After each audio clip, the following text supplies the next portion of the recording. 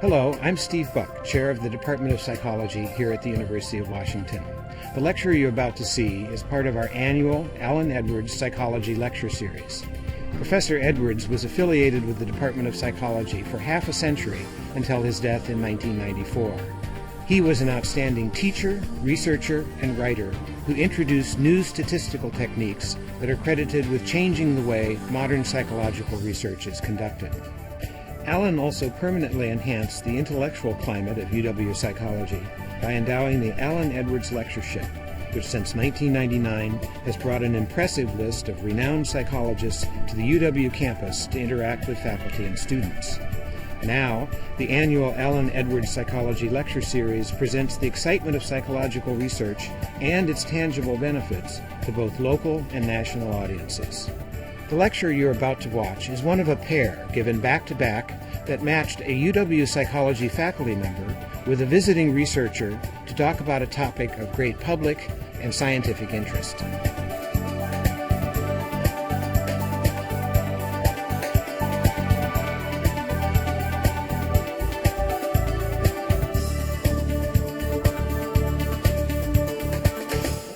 Well, good evening.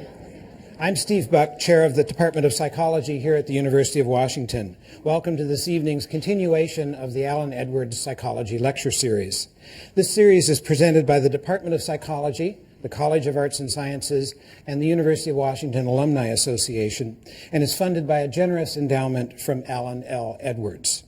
The topics in this series illustrate how psychological research serves humanity. The University of Washington receives more research support money than any other public university in the country, topping $1 billion this year. The psychology department alone receives almost $10 million annually in research funding that helps us advance our knowledge of basic science, directly serve people in our community and around the globe, and train our undergraduate and graduate students. Tonight's lecture addresses family values and culture in the successful adjustment of ethnic minority adolescents. Our first speaker is Dr. Mari Cauce. Dr. Cauce is the Earl Carlson Professor of Psychology here at the University of Washington. She's served for the past 3 years as the Executive Vice Provost and will take the position of Dean of the College of Arts and Sciences in April.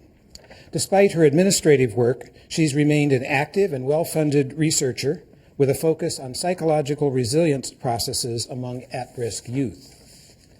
After earning bachelor's degrees in English literature and psychology from University of Miami, Dr. Cauce went on to Yale University, where she earned her doctoral degree in psychology with a concentration in child clinical and community psychology. She began teaching at the University of Washington in 1986 and holds joint appointments in psychology and American ethnic studies, both departments for which she has served as chair. Dr. Cauce is the recipient of numerous awards, including recognition from the American Psychological Association for excellence in research on minority issues, the Distinguished Contribution Award in Theory and Research from the Society for Community Psychology, and the University of Washington's Distinguished Teaching Award. She's also been elected a fellow of both the American Psychological Association and the Association for Psychological Science. Please help me welcome Dr. Mari Cauce.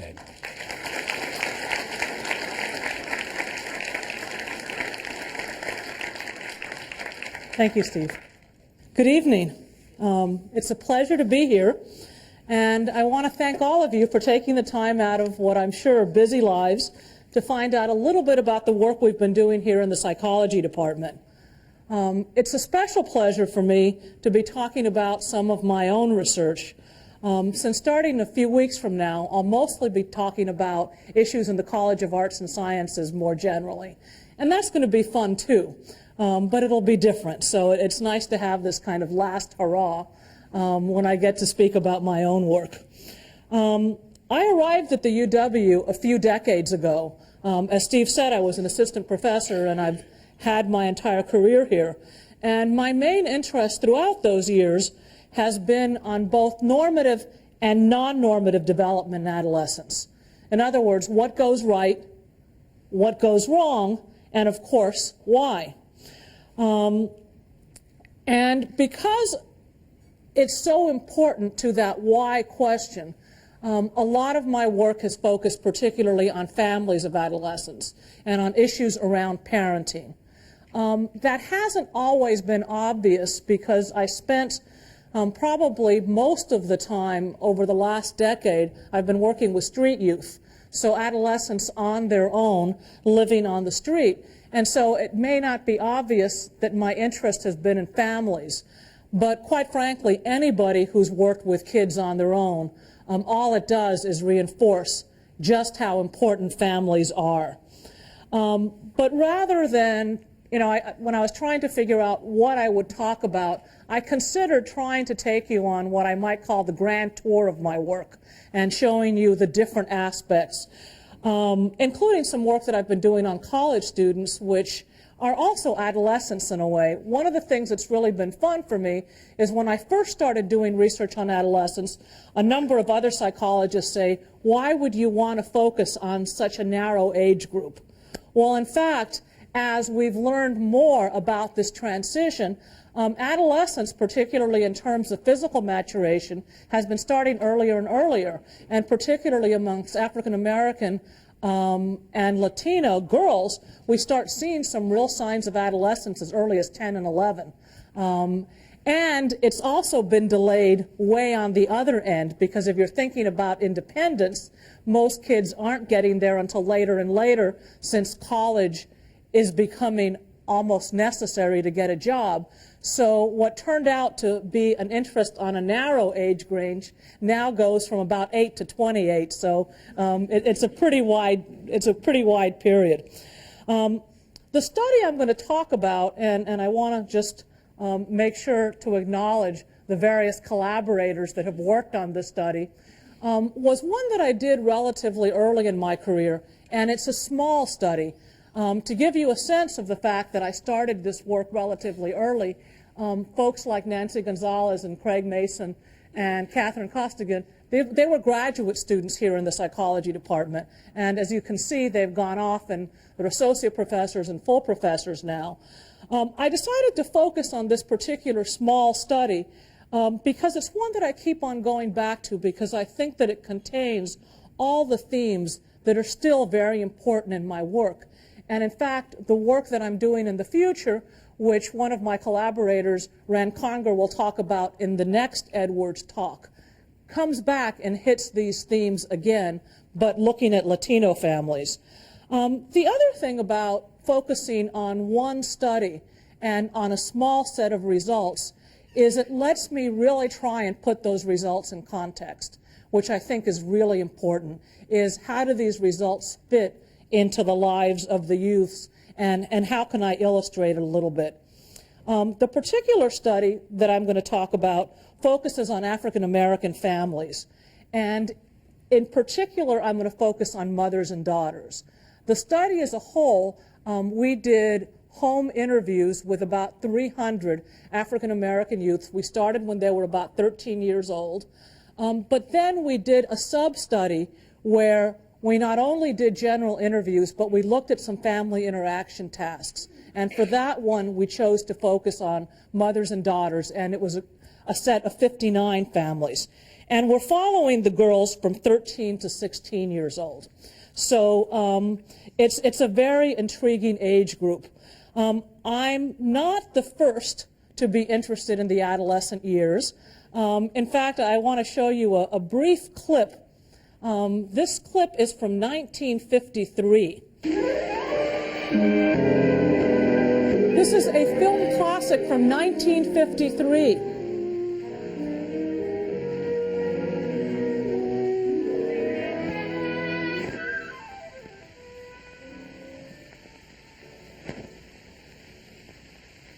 The early teens are years of upheaval and turmoil. They're years of physical and glandular change, new and wider relationships with people, and new inner feelings in the early adolescent. Parents of almost every child find the age of puberty or early adolescence full of problems. The knowledge that these difficulties are normal and usually only temporary helps to turn family friction into more constructive channels. Let's watch some of these youngsters as they spend Friday afternoon and evening. We'll see what some of the common troubles are. Sally, Joan, and Kay are typical teenagers.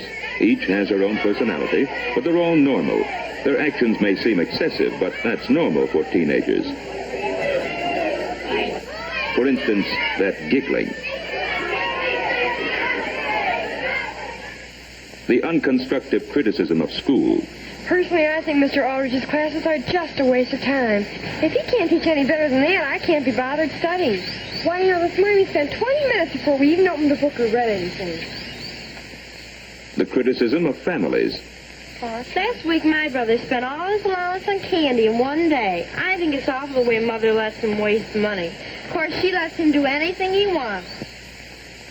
Okay, I think that gets you a pretty good idea. Again, what's interesting about this is that this was done that film was from 1953. And we focus a lot on the problems with teens today. And here it was in 1953, and they were actually dealing with a lot of the same issues. And parents then were trying to figure out, what do we do with our adolescents? That film clip, if you saw it all, and you can pick it up on YouTube, do Age of Turmoil. There's 2 parts. It's about a 40-minute series. Does actually point out, though, some things that I think it's important to remember.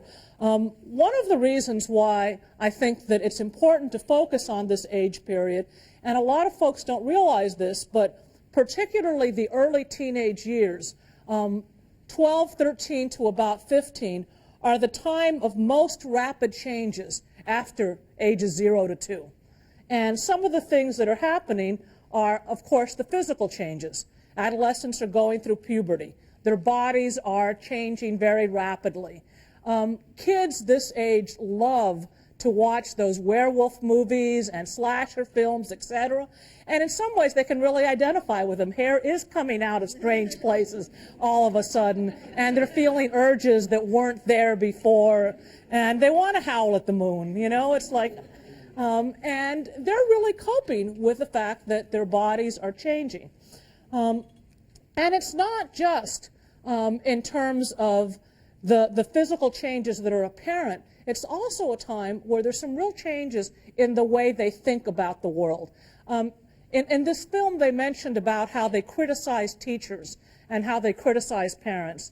I mean, part of the changes, the ability to think more broadly, is all of a sudden you come to question, your parents aren't perfect. They actually don't know everything. And particularly in this age where technology is going so quickly, you know things that they don't know. And that really comes as a surprise and changes the family dynamics and relationships. We also know now that it's a period of very rapid brain development. And what's interesting is the parts of the brain that are developing most quickly at this time is frontal lobe. It's the front of the brain. And that's when things like planning are going on, things like impulse control. And so you have, in some ways, a lot of maturity in terms of thinking, a lot of intelligence, but not a lot of wisdom. And sometimes that can be kind of an interesting combination. You have a body that's, ready, eager, kind of at the height of its full powers, an amazing capacity to think clearly and broadly, but not a lot of wisdom, not a lot of impulse control. It's not surprising that adolescents sometimes get into the trouble that they get into. It's also a time when adolescents are really, this is an age period where people are kind of trying to figure out who are they going to be in the world. And one of the things that you often see in adolescence is that they try on different kinds of identities. One day they're a goth, the next day they're a very, and if you watch this film, the girl wants to be a dancer one minute and is going to be, then she wants to be an opera singer, you want to be a rock star, you want to be a scientist, you have one set of friends, you have another set of friends. It's a time where adolescents try on different roles. They're trying to figure out who they're going to be in the world. Finally, and this is one of the issues that can be that I'm going to really focus on today, is the adolescent years. By definition, it's a time of transition from being a child to becoming an adult. And so they're moving And in fact, those of you that are parents of adolescents, you're hoping that they'll move out of the house and move towards independence. But that stage, it's not always smooth. Sometimes, I mean, and when you think about, even in our society, we have different rules. You pay adult rates at the movie theater at a different age than you can drink. You can drink at a different age that you can drive. You drive at a different age than you can vote. So all these different markers of being an adult are happening all over the place. It's not a smooth and distinct process.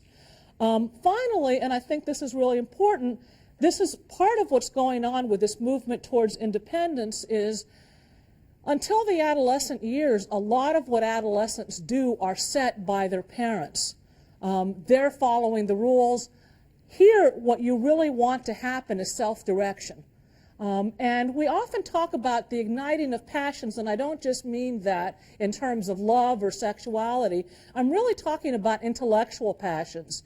This is when, and it's very, very important in terms of healthy development, that kids begin to figure out what they're good at, what do they love, what is going to nurture them throughout life. One of the reasons, though, most of the work that's gone on at this period on adolescence has mostly focused on white youth in particular and white middle-class youth. Almost all of our longitudinal studies have focused on this population. And one of the reasons why I think it's really important to begin to focus more broadly and look at ethnic minority youth is that, in fact, the face of America is changing. I'm going to show you a couple of slides real quickly that illustrate these changing demographics. This is a map of the United States in the 1960s, and the white states are literally those where more than 75% of the population is non-Hispanic white. And as you can see, in 1960, that was almost the full map of the U.S. 1995, you're beginning to see a few changes.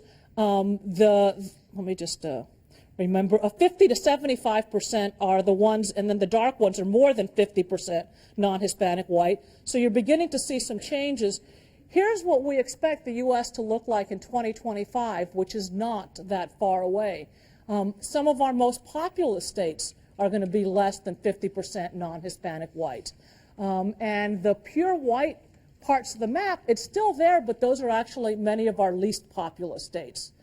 One thing that's important to remember, too, is that this is looking at the U.S. as a whole. These changes that for the U.S. as a whole are still somewhat in the future. The future is now when it comes to the under 18 population. This is ethnicity for youth between the ages of 0 and 18. And as you can see, in 2020, which is virtually tomorrow, for youth 0 to 18, they're already going to be hitting that point where there is no majority group in terms of more than 50% of the population. It'll just barely be that way in 2020. And that's really important because the environment that our kids are growing up in, or the environments of adolescence, are already much more diverse than the environments of people our age. One of our professors here in the English department, named Sean Wang, talks about, he's second-generation Chinese American. He's got a wonderful book called Home Base, and it's partly autobiographical. And he talks about growing up in California in the 1950s and 60s. And he talks about being asked a lot, where are you from? With California never being a good enough answer. It would always be, well, and before that. Well, for our kids, it's not going to be very long from now where a face like Sean's or a name like mine is going to cause no more of a blink than having presidential contenders with names like John, Mike, Hillary, or Barack. I mean, that just will no longer be something that seems unusual. So it really is important as we study youth, as we look at youth, to focus on the issues of culture and on diversity. But that's not the only demographic tsunami that's taken place. Families are changing too. in different sorts of ways. For example, mothers at work. We've got 1975 contrasted with the year 2000. As you can see now, almost 3/4 of all mothers of children under the age of 18 are working. And even almost 60% of women with children under the age of 3 are working. That's been a dramatic change. Another dramatic change is in terms of single-parent families. And again, you can see the progression from 1960 to 2000 in terms of the percent of children who are living in single-parent families. And what's important to remember is that this context of family life varies by ethnicity. So, for example, if we look at single-parent families, you see that the percentage of kids living in single-parent families, it's not the same across ethnic groups. In particular, African-American youth are much more apt to live in single-parent families than either white or Latino youth. And when we start looking at income status or socioeconomic status, what we see is that both Latino and African-American youth are much more apt to be living in poverty or to have lower average incomes than we see amongst white youth. If we look at neighborhoods, for example, where we look at issues of concentrated poverty, and as scientists, we tend to define concentrated poverty as neighborhoods where more than 50% of the families are living in poverty. About 1/4 of African American kids in this country are growing up in neighborhoods marked by concentrated poverty.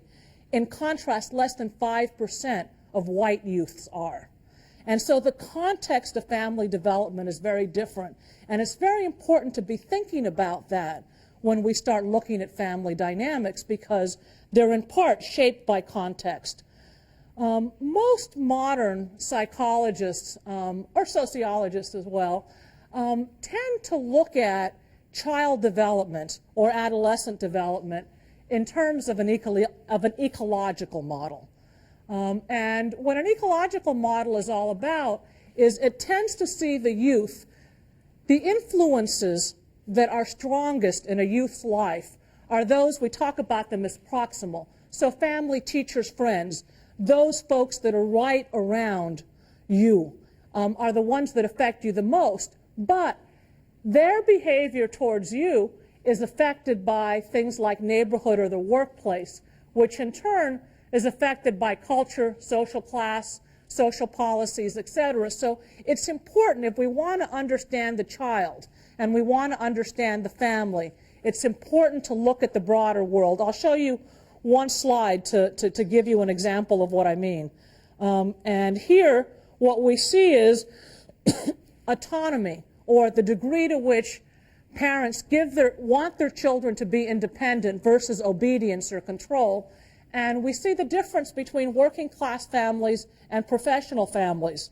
And what we see here is that amongst professional families, they value independence in their children more than do families of working class families. Vice versa, working class families tend to value obedience in their children more than do professional families. We think that partly has to do with the nature of work.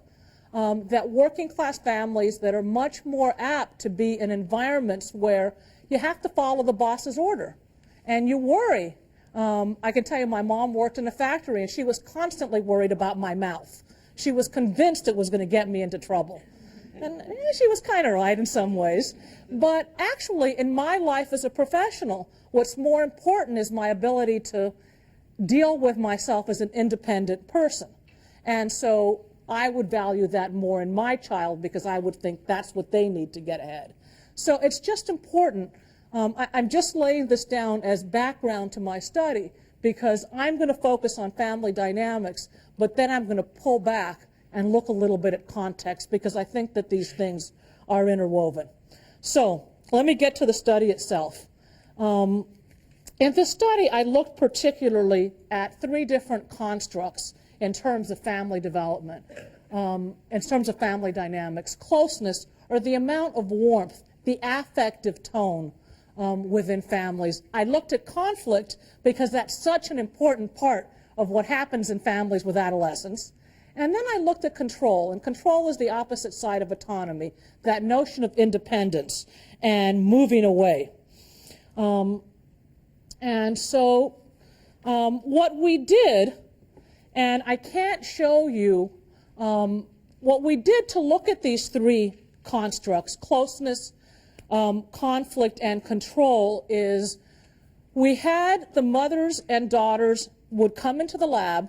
First, we interviewed them at home. So the first thing we did is we went out to the families' homes and did some interviews. And we wanted to do that so that we would first get to know them on their turf. But then we asked them to come into our university labs so that we could do a little bit more controlled work with videotapes. And what we did is we gave them a list of issues that adolescents and parents often disagree about. So things like, doing homework. Use of the phone is actually a big one. Cleaning up around the house. Smoking. How much allowance to give. So we asked them to fill out these issues checklist separately, moms in one room, daughters in another room. Then we asked them to come back together and to pick one of the topics that they had rated as being, that they thought about most often. And we actually asked them to try and resolve the conflict. What we got was fighting. And I'll give you an example. I couldn't show you, actually it's not going to work. Oh, yeah, maybe it will. Up to here with you, young lady. Why do you insist on treating me like an adult? Because you insist on acting like one. Now you're getting this new phone. But it's so small. I really like it. Why is it always what I want? Well, do you have any idea how much money this is not going to cost me? I love you. I know you really mean that. You never hated me, and you never will. You were the most... Well, that isn't exactly how they tended to go. We actually did videotape them, and I have permission to show them for small audiences of scientists, but since I didn't think everyone in this room qualified, I wanted to give you an example that I was able to get on YouTube. And the words weren't quite the same, but it was actually very interesting. I've had a lot of people ask me, now come on, you brought them into the lab, they knew you were videotaping them, they were probably incredibly polite and incredibly poised and so forth, but that's not it. What happens, and scientists use this paradigm all the time, is if you ask people to talk about a topic that's hot, and that's what we did, what you tend to do is people get into these overlearned patterns. They've had this fight 1,000 times before, and they come in and pretty soon they are, yelling and screaming or saying some pretty harsh things to each other, totally unaware that the tape is going on. And in this particular instance, it was very interesting because for moms, a number of them said, "Thank you, I've been trying to talk to my teenager about this for so long, and I've never been able to get her to sit down for 10 minutes. And she stayed there because the door was closed and we were paying them. So we actually got quite an interesting set. So let me begin by talking about closeness, because often we forget this aspect of mother-daughter relationships. And this is, they filled out a scale on emotional support. Who do you go to? Who can you count on for support? And I want to start off by saying that often we think of this as being an age where friends are the most important thing in the world. And in fact, that's not what we found at all. In fact, these 13-year-old African-American daughters rated their mothers. This was on a scale. 5 would be absolutely the highest rating they could give somebody. And on average, you can see their moms were rated as being more emotionally close and supportive than anybody else. Best friends were obviously very high as well. Fathers, somewhat less so. Teachers were still doing pretty well. But it was very interesting that despite the fact that you've got and a lot of conflict going on and some real issues that are happening, these relationships are in fact the closest in their life at this point. But that doesn't mean that there's not some conflict going on. And let me just show you a little bit about what the most frequent conflicts are. And the numbers down here show you what they had 44 different issues that they were able to rate. And what I'm showing you is the top 5 for daughters. So for daughters, number 1 issue that they said they thought about the most, or they argued about the most, was cleaning the bedroom. On the other side, I've got mothers. Mothers said what they most argued about was helping around the house, with cleaning the bedroom second. And what I think is really interesting about this is there's 2 things about it that I find really interesting. One is how much agreement we have. Given that there was 44 things that they were able to rate, it's pretty amazing that the top 5 are pretty close for both of them. For example, cleaning the bedroom being number 1 and 2. The other thing about it that's interesting is that these aren't what you think about immediately as being adolescent issues. These are fairly mundane, small kinds of issues. And just to make it clear that I'm not cheating some way, the least frequent conflicts were in fact the ones that you think of as being the typical adolescent issues: smoking, cursing, drinking, sex, drugs, and rock and roll, so to speak. Those were the things they argued about the least frequently. And again, just to show you that I'm not cheating when I show you this, I'll show you what are the most intense conflicts. So these aren't the most frequent, but these are the ones where we ask them to rate how hot does it get when you fight. A little bit different, talking back to parents fighting with siblings lying, but again, fairly mundane, small kinds of issues. What was interesting, though, is that even though these issues don't seem immediately adolescent issues, I mean, wouldn't this be what you'd be fighting about with an 8-year-old or a 10-year-old about cleaning up the room?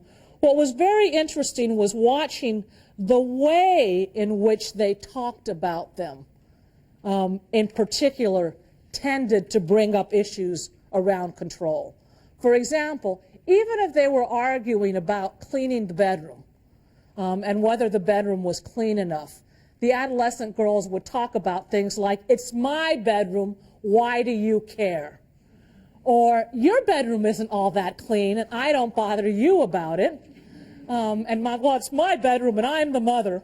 And so that even though they'd be these fairly mundane issues, the same kinds of issues that you might fight about with an 8-year-old, the issue of control and autonomy would come up again and again. The mess in my room may be okay with you, but it's not okay with me. What I do isn't the issue, I'm your mother. And you'd see these kinds of scenarios, the issue of control, coming up again and again. In particular, daughters tended to view their mother's attempts to, for example, clean up the bedroom as a violation of their zone of privacy. This is my space, and you don't get to intrude into it. What was interesting, though, in particular watching the moms talk about it, it was less about you need to do what I say than, in fact, often seeing this about autonomy, but a different sort of way. For example, as one mother put it, "Well, I want you to be grown up too. Adults vacuum and wash dishes and sweep floors and fold clothes." And so it was just very different how here were these issues about autonomy and independence, but the daughters were viewing this as what makes me independent is that I get to do what I want to do. Moms were seeing the independence as independence means you act like a grown-up and you take responsibility. And so that's where the clash would come in. Let me show you a little bit control in terms of decisions where mothers get to decide what happens versus decisions where, and I'll show you in a second what daughters get to do. Okay, so these are decisions, again, this comes from a different questionnaire, but decisions where both, here's what daughters are saying, and there's what mothers are saying. These are things where mothers decide what happens. So mothers are the ones who set the rules on these. And again, what we see is mothers setting the rules on things like staying out late on weeknights, doing chores, when dating can begin, age to quit school. And here are decisions where daughters get the say. This is where daughters get to decide what happens. Daughters get to decide on what they're going to do when they grow up in terms of careers. They get to decide on their hairstyle or haircut, on their friends, on activities, on clothes to wear, on how to spend money. Again, what I think is very interesting to me about these results was the degree of agreement here, even more so than we had with conflict. Look at how close. In fact, the top 6 for daughters are the same top 6 for mothers in terms of the rules are very clear. Mothers and daughters both know very clearly and very well who gets to decide what.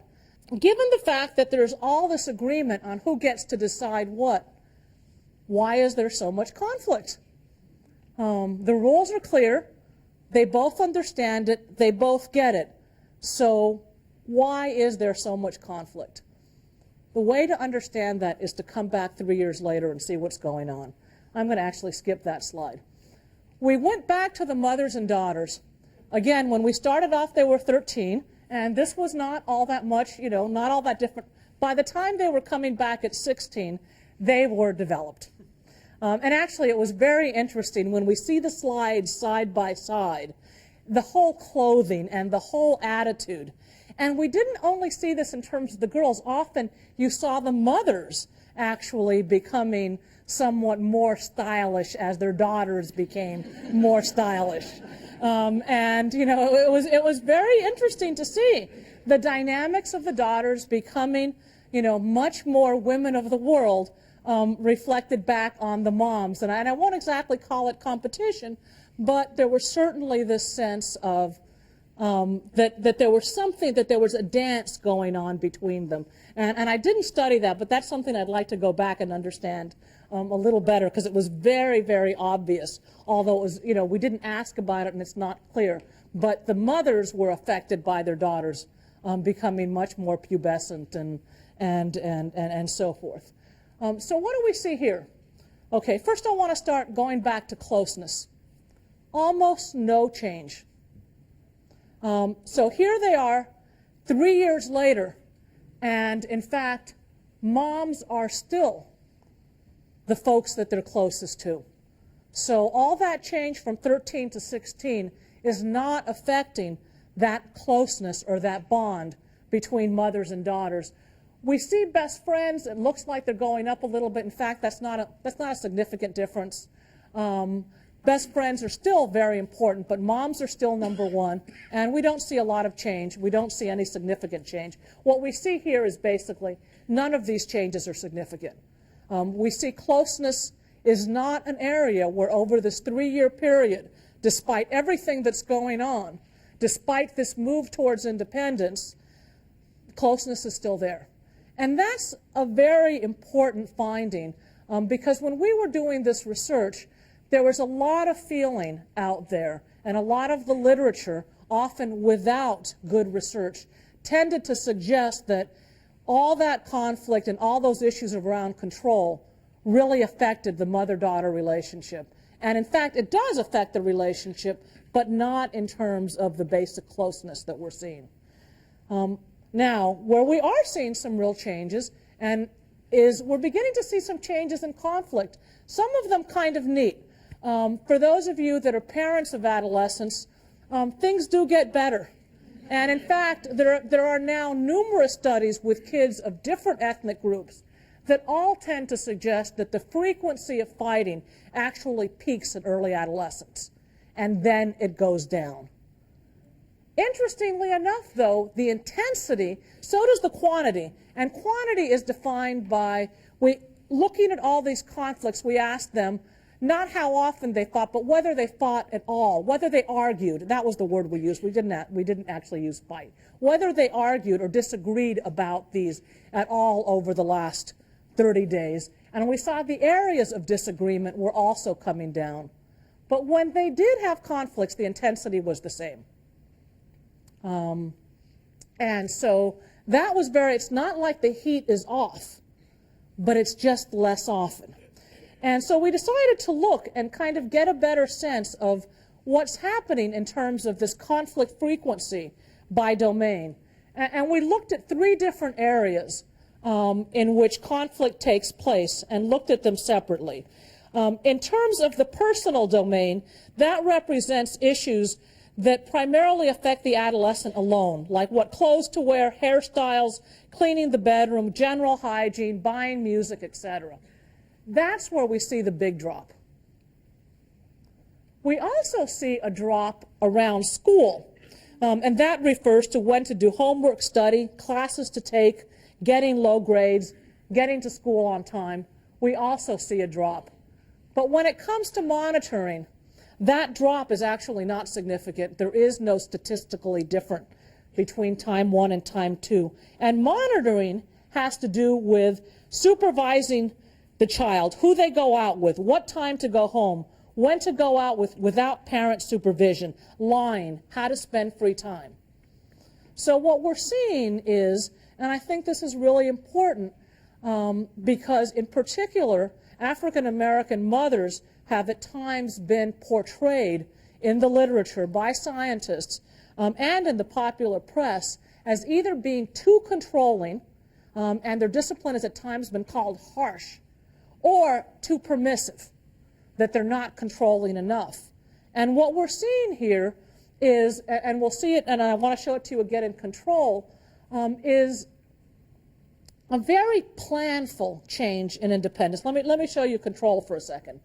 What we see in terms of Control is that the areas in which mom decides, there are fewer areas in which mom decides and more areas in which teen decides. So, in terms of who gets to make the decision, the daughters are making more of their decisions at age 16 than they were at 13, and the moms are making less. But again, if we look at domain, we see the same pattern. It's really in the personal domain where daughters, this is autonomy, so this is daughters making decisions. The big change is daughters are making a lot more decisions in terms of personal and school. When it comes to monitoring, we do see some increase. Daughters are getting more say about going out on their own and who they have as friends, but a lot less of it. That's an area where moms are still exerting control. And again, if you think about what we stereotypically think about as harsh parenting or permissive parenting, we don't see that at all. What we see is mothers being very planful about giving up their control. We see them still paying very careful attention to their daughter's behavior. They still are monitoring their daughter's whereabouts, how late they stay out, issues. We don't ask them about sexuality per se, but mothers are still making decisions about when they can begin to date, when they can have friends over alone. So issues in that domain. But on the other hand, they're allowing their daughters latitude to make decisions on their own about personal issues like hairstyle, clothing, and activities to participate in, music to buy, and all of this. So they're not just giving up autonomy simply to keep the conflict down. I mean, we do see those things. Here's a slide that looks at how all these things are happening in concert. And at the top, it's very clear. The conflict frequency is going down while autonomy, the teenager's autonomy, is going up. So there is a dance that's going on. And there is part of, we did a number of analyses that I'm not going to show you because they kind of the numbers get very complicated. But we looked at some cross-lag relationships, and it was very interesting in that there seems to be a very clear relationship between conflict going down and autonomy going up. That really seems to suggest that part of what this fighting is, in fact, all about is daughters making a bid for independence. But it's not simply that mothers are giving up control to get the fighting down in the house. They're doing it in a very planful way. They're doing it in areas that, in fact, very much fit what psychologists would tell you is perfect parenting. In other words, pick your battles, and that's what moms are doing. They're saying, okay, wear whatever clothes you want to wear. I'm not going to worry about that. You want to, spike your hair, that's okay. If it wants to be orange or red, that's okay too. You want to wear that ratty T-shirt, I don't care. But you're going to go to school. I want to know who your friends are. I want to know when you're going at night, and I'm going to set bedtime. And in fact, this kind of parenting tends, like I say, it's kind of picture-perfect parenting.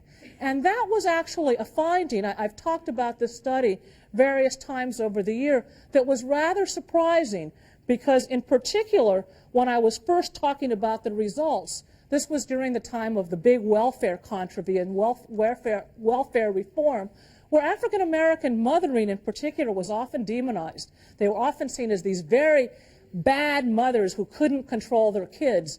And so this finding was very much contrary to what people were talking about.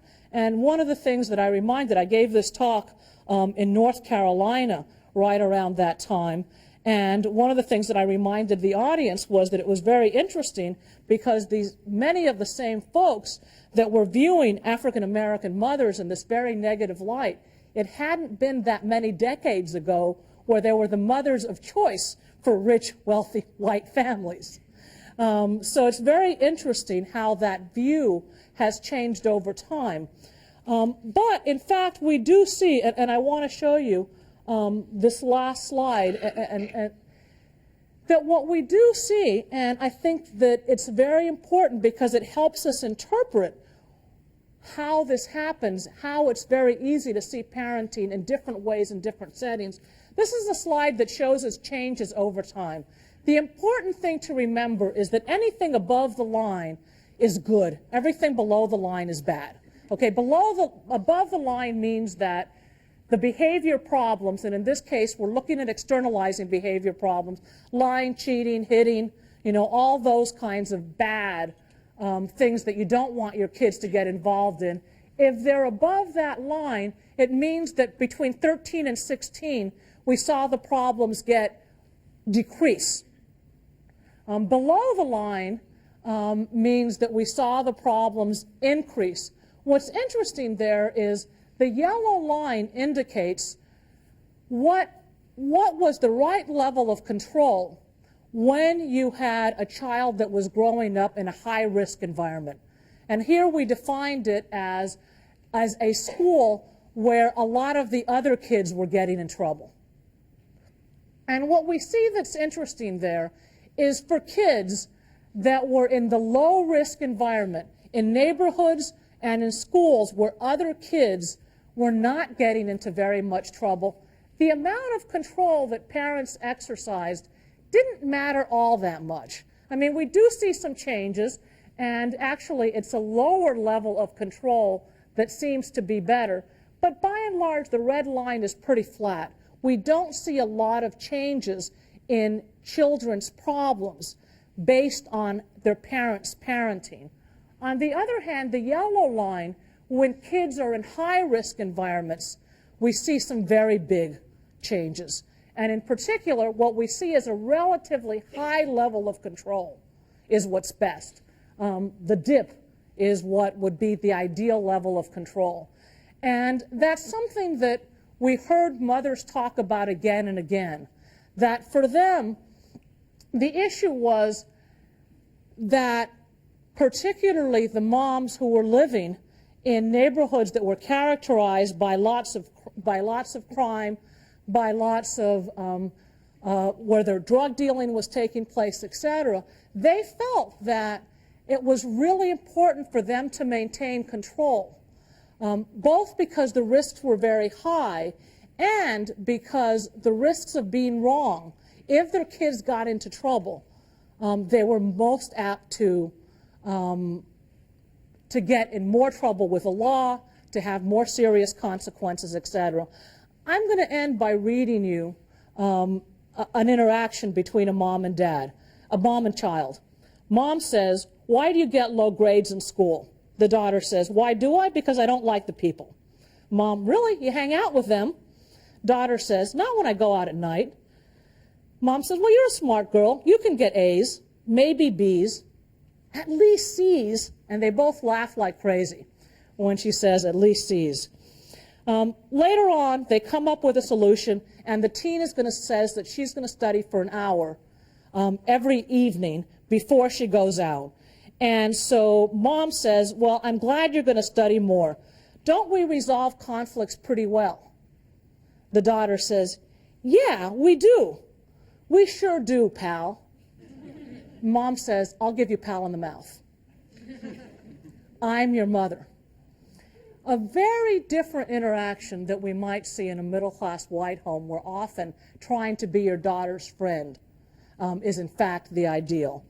What I think that I really found in my study, and I'm happy to take questions in a minute, is that the main elements that we looked at, closeness, conflict, control, are ones that you would see in any family, regardless of ethnicity, regardless of conflict. But the ways in which they're put together are very specific to these kinds of families and these kinds of settings. In other words, these separate threads, closeness, conflict, and control, are interwoven in a style that's as distinctly African American as jazz, rap, or the blues. The notes are universal, but the style and verb echo the African American historical and cultural experience and have a singular integrity of their own. What I learned in this study and what I'm taking forward in my future work is that there's a lot of commonalities in raising adolescents. It's not like we've got a whole different set of issues when you move from one household to another, from one culture to another, from one neighborhood to another. But in trying to interpret what are the effects, how do these things work together, you really have to look at context, because what moms are doing, what's happening in the families, has everything to do with what is happening in the world around them. So thank you very much.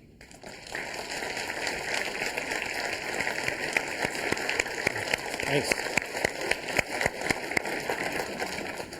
Okay, we'll now take a few questions. Please remember to move to the sides to the microphones to ask your question. While we're waiting for people to show up, I have a question for you. Okay. Your studies looked at interactions between mothers and daughters. Has there been analogous studies between mothers and sons in minority populations as well? Is it completely different? Yeah, actually, when we did this study, when we first started doing these interaction tests, no one had actually done. These interaction tests had been done with white families, but no one had looked at ethnic minority families at all. We were on a low budget, which is why we decided that we could only do one group, and we did mothers and daughters. What's interesting is a number of studies have found now mothers and daughters fight more than any other dyad in the group. So mothers and daughters fight more than mothers and sons, or more than fathers and sons, just in terms of frequency and in terms of intensity. But a lot of the kinds of issues, the fights and the bids for control, are actually quite similar. Right now, together with my colleague Rand Conger, and he will talk about this a little bit in the next Edward series, we're doing this with Latino families. And one of the things that's been very interesting is I was looking at one particular tape where the father never said the mother never said one word of English, the daughter never said one word of Spanish, and yet the entire interaction they were reacting to each other the entire time. So very different in a different sort of way. Yeah. Okay, we have a question right here. I was just wondering, I sort of have two adjoining questions. The first is, you've said that you made two different distinctions between working class and upper class and then race. And I was wondering if studies have been done on working class white families, and do they act the same way? And then I have another question, which is just, how are we defining socioeconomic class? Because it seems like lately it's been getting a lot more hard to define, just because of the issue of debt and just the increase in the amount of debt that people are taking on, how that affects their trying to think how to phrase this, their purchasing power or their ability to support themselves just based not solely on income, but also on negative income. Your question is actually a perfect segue to the next talk in the Edward series that this audience will hear in just a few minutes, where, in fact, my colleague, Rand Conger, will be talking a fair deal about some of the issues that you've just raised. But to answer your question in a very simple way, we find that both culture and class have an effect. Both of those things do. We do tend to think that particularly when those two things come together, so when you have class and ethnicity, in other words, that for lower class African American, a lot of the consequences of being off are even worse than they are for lower class white families. So you see an intersection, both of those things having an effect, but so that both of those things have effects differently. And you're absolutely right about social class, and I think that in the next Edward series you'll get a little bit more about, there's a lot of different ways of defining it. I had a question about language that you were using, and I wondered why you used minorities instead of the word marginalized, as far as the populace of, like, people that are not Caucasian and things like that. I was just curious about that. I mean, I could use either one. In the literature, we've tended to use minorities because the focus, I mean, it is a word that has a little bit of, how shall I say, an old-fashioned ring to it, as soon they will no longer be minorities. So, good point. Thank you. Okay, thank you, Dr. Cauce. Thank you.